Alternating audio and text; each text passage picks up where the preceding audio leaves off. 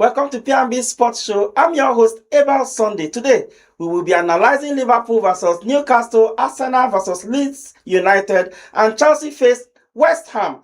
With me in the studio is our in-house sport analyst, Tom Aroko, and joining us virtually from Lagos, Walter Odige. Grab your teacup because P&B Sports start now. Welcome back. It's still P&B Sport, reaching you live from the nation's capital. And I've been joined by Walter Odige, all the way from Lagos. Walter, good morning. Good morning, good morning. I love your outfit this Friday morning. Walter, what do you expect? Today is Friday. Thank God it's Friday. What do you expect? It's a freaky Friday, I guess.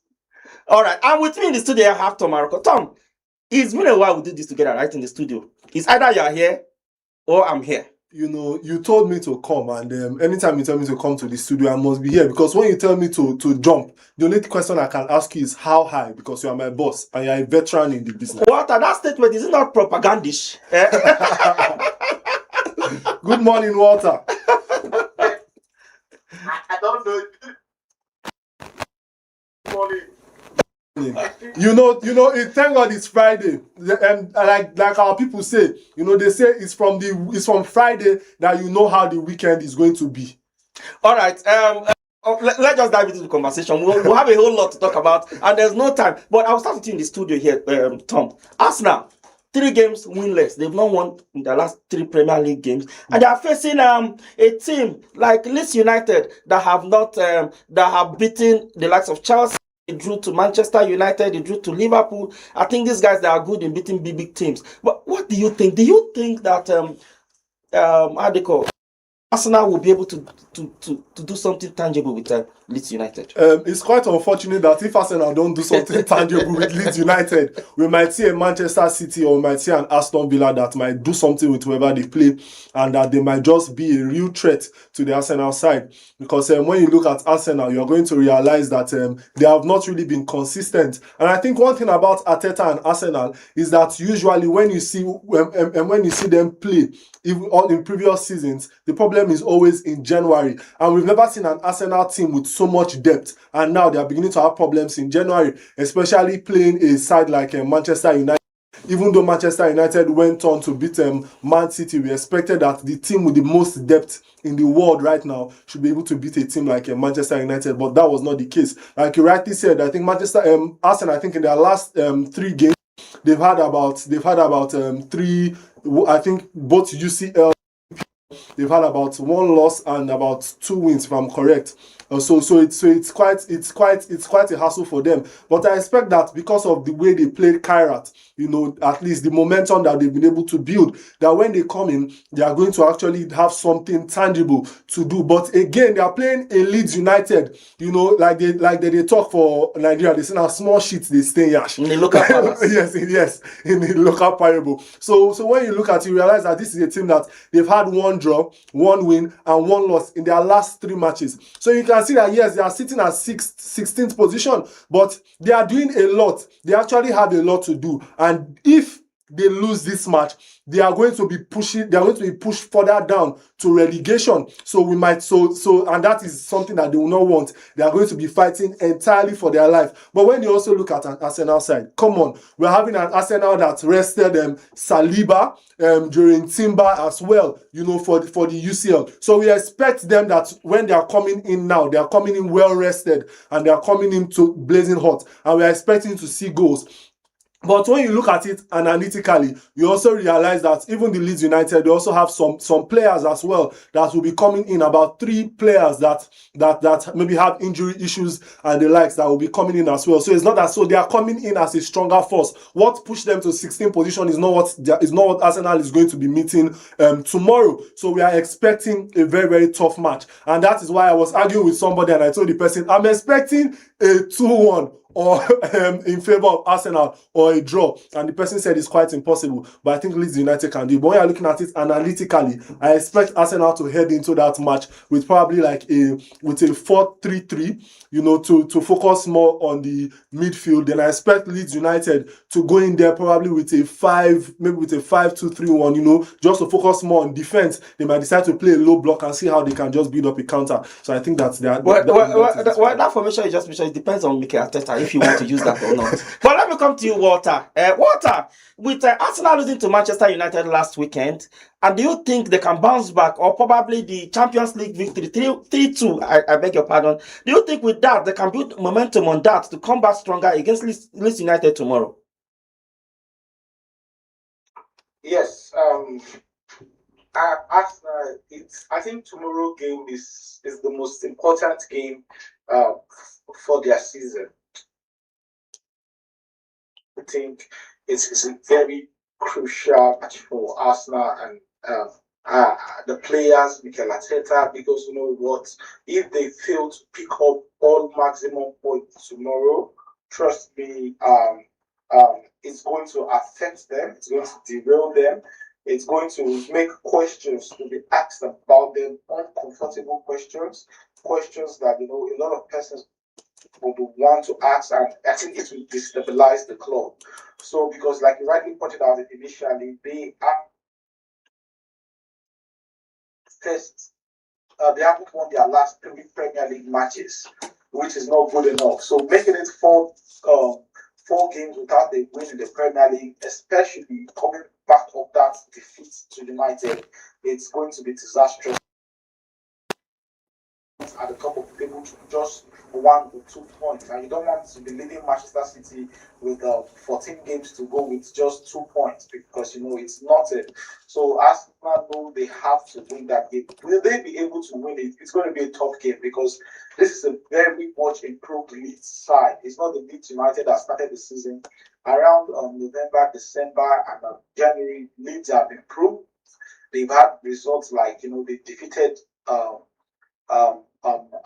Chelsea, they drew with Liverpool, they drew with Manchester United, they defeated Tottenham within this time frame. So they've been a very, very good lead side.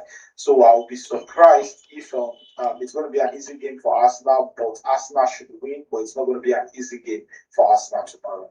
Well said, Walter. Quickly, before we move from this topic, just in 1 minute, do you think Mikel Arteta is under intense pressure right now?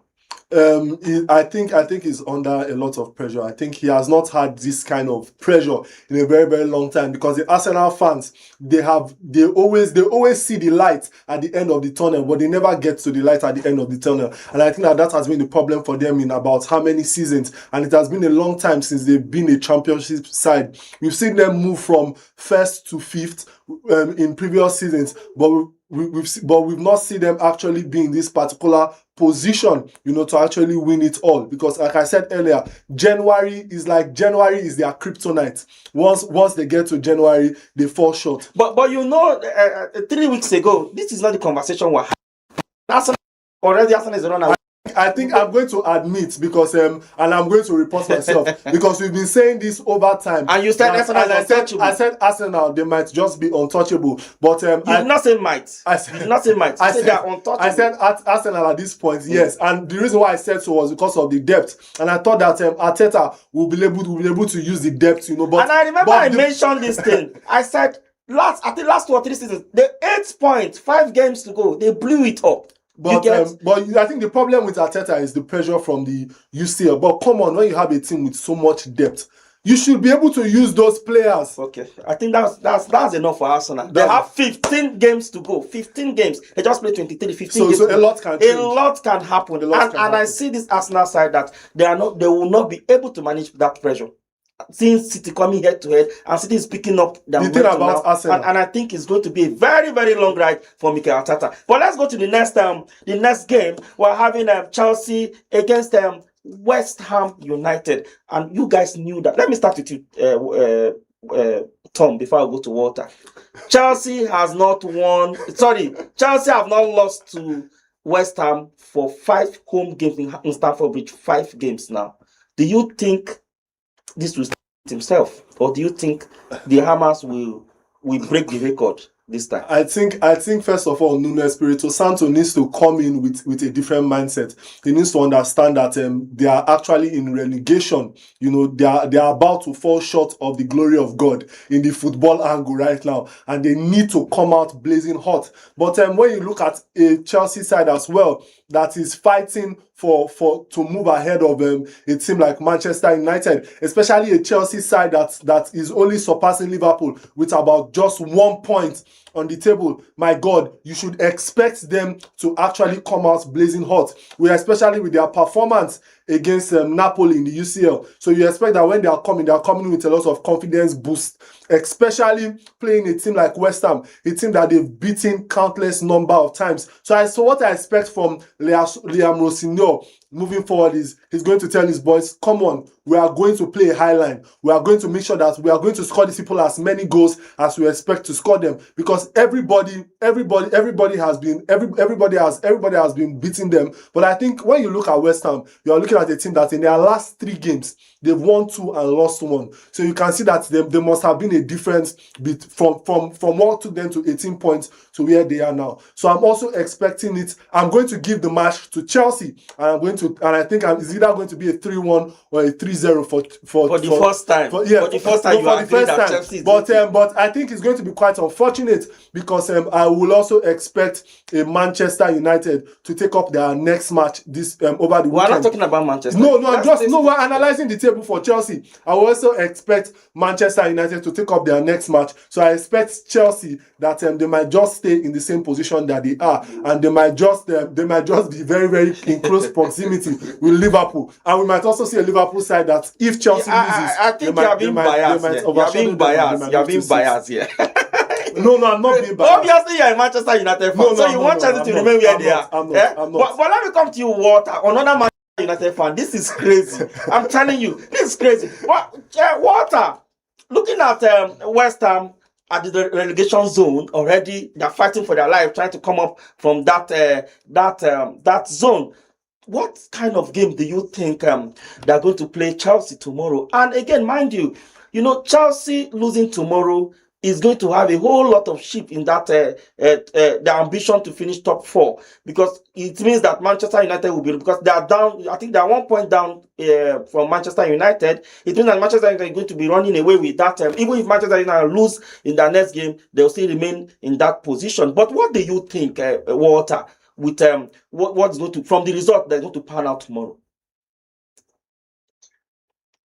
First off, I don't think it is possible for Chelsea to lose to West Ham tomorrow. I remember the first leg of the game at West Ham zone. West Ham took the lead through Paqueta, but they lost that game 5-1. So, and like you said, they haven't gotten the better of Chelsea in the past 5 seasons at Stamford Bridge, and I don't think that will change tomorrow.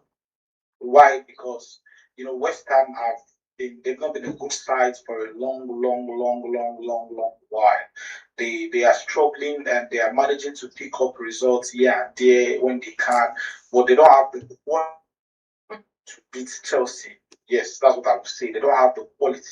They are a very, very good side, but they don't have what it takes to defeat Chelsea. They don't have to beat Chelsea, which is the most important thing in football, quality. So they are lacking quality currently. They have a disorganized squad. Their best player, Paqueta, has handed in a transfer request that he wants to leave the club. Bowen is not the Bowen we know before. So there are lots of things going on wrongly at the football club at this moment. So I don't see how they will be able to beat Chelsea. Now, they will threaten Chelsea. They will play very well. They will give a good account of themselves. But in the end, the overall quality would not be good enough for them to defeat Chelsea. That's what I believe. I think it's going to be a Chelsea victory tomorrow. Well, Walter, you can never say never. Never can. Anything can happen. This is football. But I understand what you're trying to say. If a coach like Mourinho, if a goalkeeper can score the goal that sustains them, then I believe that this team can actually beat Chelsea. Even if they are, yes, you say I support Man United. Even if they are playing a Man United side, before we leave this to the last game that was supposed to treat this morning. Do you think it's a must win for West Ham? Just at least to put them their hopes high or leave them up that relegation zone. Quickly, in 10 seconds. It's a must win for West Ham, because if they do not, obviously they are going to be relegated. With even if they still have a lot of games, They are still 15 games, so you cannot say but with if they pick up this particular game, I do not see them winning any. Walter, do you think? Do you share some sentiment with Tom? Is it a must win for West Ham? Yeah, because they are sinking in the zone. They are sinking. Every game for them right now is the must win if they are to avoid being relegated. Because I don't know how to put it. If West Ham gets relegated, it's about they spent in the past 3 seasons. They spent up to £300 million. So they shouldn't be very high right now. So every game right for them right now is the final, because they have to fight to stay in the Premier League. They can't afford to go down to the relegation. Well said. Well, we hope that the better side take the day tomorrow. I mean, I'm not a Chelsea fan. I'm not a West Ham fan, so I'll just sit down and enjoy the game. So the better side should just take the better. I know Manchester United fan will be praying that Chelsea should lose, but that's really, I don't think it's even possible, because Chelsea is going to come out blazing. That's the truth, and tomorrow might be different. To our last game for today that we're going to be talking about, which is Liverpool against Newcastle United. These two teams played in Champions League during the week, and of course they had a very decent result, in my own opinion though. But let me start with you, Tom, before I go to Walter. Liverpool, they are not being best in that. I'm talking about their league form now that has been very bad. But do you think the Champions League, they can build on that momentum to do something with Newcastle this how do you call it, tomorrow? I think for every given, I've said that a win in the Champions League will actually boost the confidence of. But do you think that's always the case? But for Liverpool, I cannot say. I think the reverse is the case. I think for Liverpool, they've actually treated the both competitions differently, and I think they've actually been able to prove themselves in the Champions League. But when it comes to the EPL, they always have a problem. Like in their last 3 matches, they've had a loss and 2 draws. Then they are playing a Newcastle side as well, who have had a loss, a win, and a draw in their last 3 matches. So you can see that this is not a walkover, especially a team like Newcastle that has about 33 points, that is sitting at 9th position, against a team like Liverpool that is sitting at 6th position with only 33 points. So you can see that if Newcastle can take up this match, we might see a Liverpool side. You can see that this is what they are fighting for right now is a European spot. And if Newcastle can beat Liverpool and other matches, and the vice versa happens for other matches, that other teams can beat the teams that they play, I think we might see a Liverpool side that might move down to as low as 9th position from a 4th position standpoint. But come on, we are in the EPL, and EPL that still has about 15 games left. So anything can happen. A lot can still happen. And we just hope that Liverpool does something, because they are a side that we are used to seeing as well, from at least 1 to 7th. They are a side that has a lot of history. Well said, Walter. Let me come to you. Newcastle have not won in Anfield since 1994. And that's a very, very huge record. Since 1994, they've not won at Anfield. Do you think they can break the curse tomorrow? Yes, if there's any time for Newcastle to end that terrible record at the Anfield, it's this season. If there's any season is going to happen, it's this season. And if there's any time it should happen, I think it is now. Because, Liverpool are not the best team in the world right now. Everybody's cup of tea right now. But Newcastle, on the other hand, they are also they are not a good side this season also. But I think Newcastle has a way of playing this big match. They have a way of turning up when it comes to this big occasion. Being it Manchester United, being it Chelsea, being it Man City, being it Arsenal, being it Liverpool, being it Tottenham, there is always a different Newcastle side. I always say something about Newcastle. If they play the way they play against the big teams. If that's how they played the remaining sides in the Premier League, trust me, Newcastle would have easily been winning the Premier League every season. But it's not like that. They play the big teams very well, and they go on to play Leeds United, they go on to play West Ham, and they end up losing or drawing. So that's not good enough. So I think they are going to turn up tomorrow. It's going to be a very, very good game between Newcastle and Leeds United. Very, very good game. Put your money for it to be one of the best games we've seen this season, because I expect Liverpool to come all out. Of course, Liverpool likes to attack, likes to be on the front foot, while I expect Newcastle to sit back and eat on the counter. But if there's ever a time for Newcastle to win a game at Anfield, I think that it is this season, it is now. But my prediction will be a draw in that game for both Liverpool and Newcastle. But I will not be surprised if Newcastle were to snatch a victory at Anfield. Okay, since you started predicting, let me stay with you before I come back to Tom. What is your prediction between Arsenal versus Leeds United? Walter. This one, I want to pretend. I want to do like I want Arsenal to win. So I'm going to give Arsenal a 3-1 victory for Arsenal. What about 3-1? 3-1. What about Chelsea? Chelsea, West Ham. Chelsea, West Ham. 4-1 in favor of Chelsea. Then Liverpool, you say goalless, right? No, 2-2 draw. I'll go with it. Okay, 2-2 draw. Okay, let me come to you, Tom. What is your prediction? Arsenal versus Leeds United. Arsenal, Leeds United. Like Walter said, I think I want Leeds United to actually. Not that you want. What do you? I want Leeds United to win, but the possibility is not. I'm not seeing it at all. So I will go with Walter 3-1. Okay, 3-1 with Walter. Okay, what about Liverpool. No, Chelsea versus West Ham. Chelsea, West Ham. Oh, I'm going to have to go with a 4-0. 4-0 in favor of Chelsea. Yes. Then what about Liverpool, Newcastle? I'm going to be expecting Liverpool to play a high line, probably a 4-2-3-1, and Newcastle to play a 4-3-3. So I think we should be expecting maybe like I'm going to put it at a 1-1 draw, because Newcastle, they will shake up big teams. So I'm going to put it as a 1-1 draw. 1-1 draw. Oh, that's okay. Well, I've recorded it. We'll see what happens. Maybe on Monday one will come back. I am not Bet Nigeria on Naira Bet or Sporty Bet. We'll know what is going to happen. But let's go on a short break. When we come back, we'll go to our next segment, which is today in sport history. Okay, welcome back. Our next segment is this day in sport history. On this day in 2018, the NBA witnessed Houston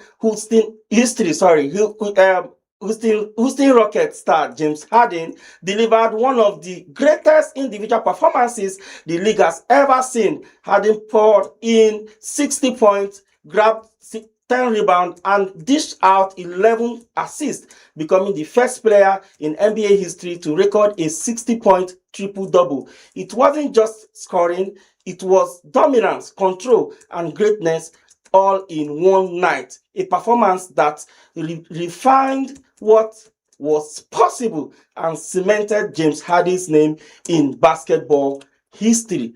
Tom, yes. This is amazing. What can you say about this? About James Harden? I think James Harden is a player that he does the funniest of things. He causes a lot of controversies when it comes to calls and the likes. He's a player that played with the Rockets. He played with I think there was a time when we had the trio in the Rockets, and we expected them to take that season. That was James Harden, and this other player as well. Was this other very tall player? I think they were about 3 as well, and they played fantastically well. And now we are seeing him in the Los Angeles Clippers.